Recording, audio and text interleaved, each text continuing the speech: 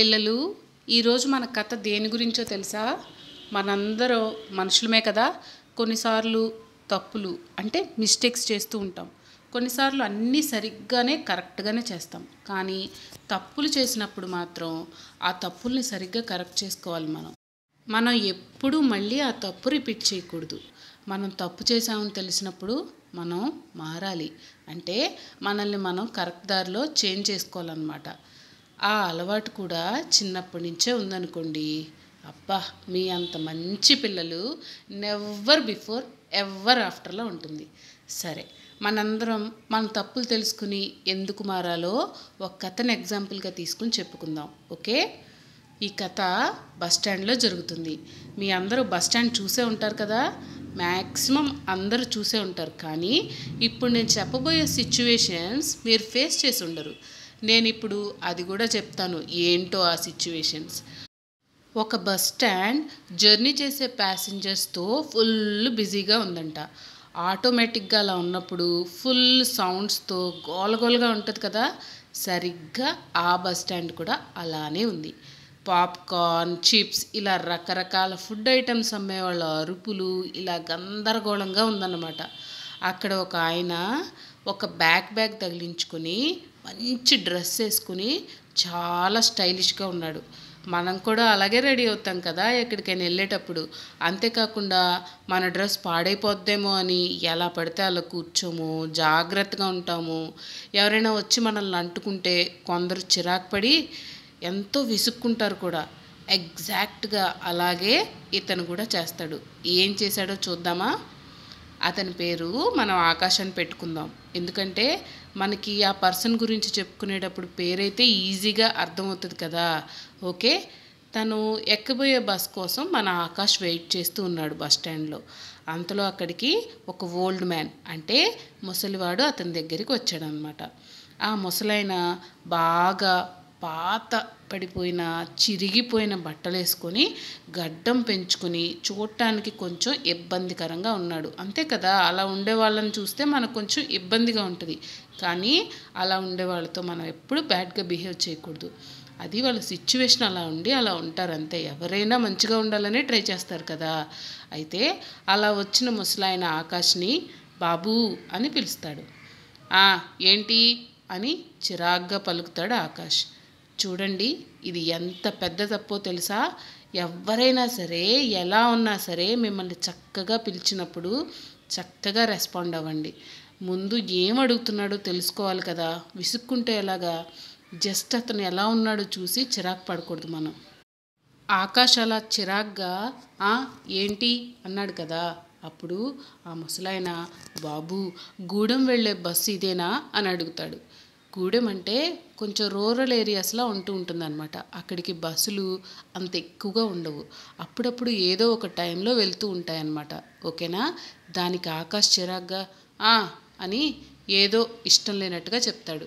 చూడండి పిల్లలు, మీరు ఎవరినైనా చూసి చిరాకు పడినప్పుడు వాళ్ళు ఎంత హర్ట్ అవుతారో మీకు తెలుసా? సపోజ్ మిమ్మల్ని చూసి ఎవరైనా చిరాకు పడితే మీరు బాధపడతారు కదా. అలాగే వాళ్ళకు కూడా బాధగా ఉంటుంది. ఇది కూడా మనం చిన్నప్పటి నుంచే నేర్చుకుందామే. ఎవరిని చూసి హర్టింగ్గా మాట్లాడకూడదు. వాళ్ళు తిరిగి మనతో అలా మాట్లాడితే మనకు బాధేస్తుంది కదా. అలాంటి అలవాటు మనం ఎప్పుడు చేసుకోకూడదు అనమాట. చిన్నప్పటి నుంచి ఎవరితో అయినా సరే పొలైట్గా మాట్లాడండి. ఎవరిని మనం చిరాకు పడి హర్ట్ చేయకూడదు అని చిన్నప్పటి నుంచే మైండ్లో పెట్టుకోండి. అప్పుడు ఆ ముసలి తాత మళ్ళీ బాబు అని పిలిచాడు. అబ్బా, ఏంటి అని అన్నట్లుగా మళ్ళీ చిరాగ్గా చూశాడు ఆకాష్. అలా చేస్తే ఎవరికైనా ఇబ్బందిగా ఉంటుంది కదా, ఇబ్బంది పడతారు కదా. అలాగే మన ఆకాష్ చూపులకి ఆ తాత భయపడ్డాడు. భయపడుతూనే, బాబు, ఈ బస్సు జంక్షన్లో ఆగుతుందా అని అడిగాడు.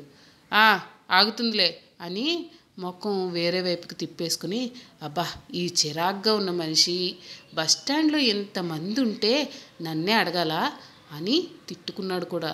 ఇంతలో గూడెం వెళ్ళే బస్సు వచ్చేసింది. పిల్లలు, మీకు విషయం తెలుసా?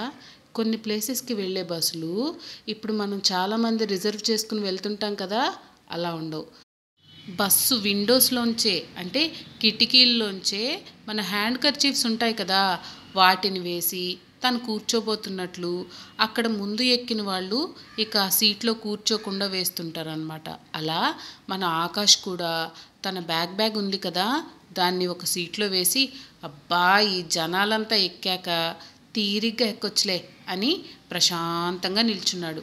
అప్పుడు సడన్గా బస్సులోంచి ఇందాక తనని పలకరించిన తాత పిలుస్తున్నాడు, బాబూ బాబూ అని.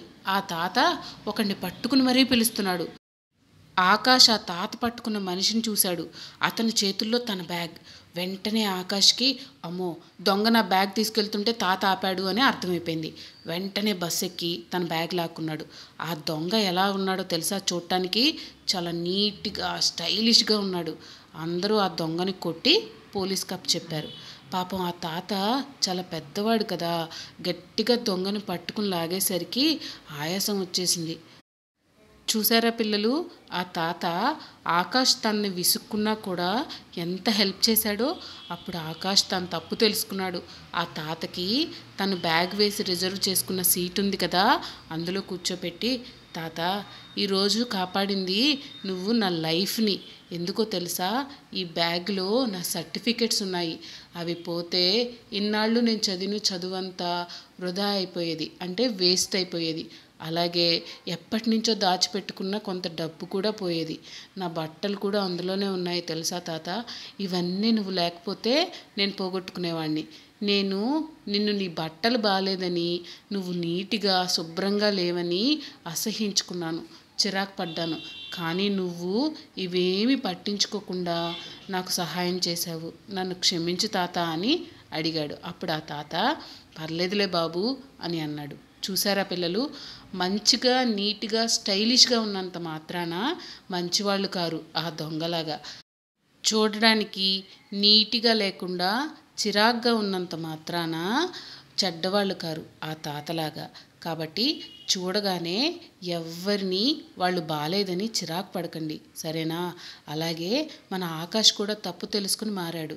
తాతకి సారీ కూడా చెప్పాడు. కాబట్టి పిల్లలుగా మీరంతా కూడా చిన్నప్పటి నుండే తప్పు చేశారు అని మీకు తెలియగానే వెంటనే ఓకే నేను ఇంకా ఆ తప్పు ఎప్పుడు చేయకూడదు, చేయను అని గట్టిగా మీ మైండ్లో ఫిక్స్ చేసుకోవాలి. అంతేకాకుండా ఆ తప్పు మళ్ళీ మీరు రిపీట్ చేయకుండా ఉండాలంటే ఏం చేయాలో కూడా ఆలోచించుకోండి.